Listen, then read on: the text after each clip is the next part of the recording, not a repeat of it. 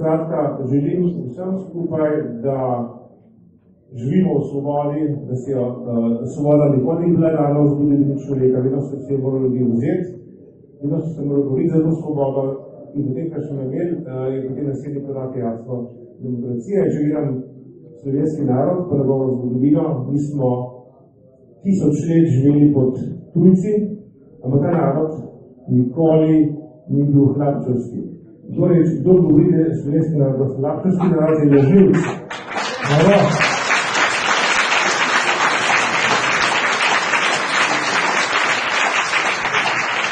Slovenski narod je izjemno pogumen narod, kaj bi preživeti tisočletja na tem prostoru, ki so porakali mogoče armade gor pa dol, preživeti.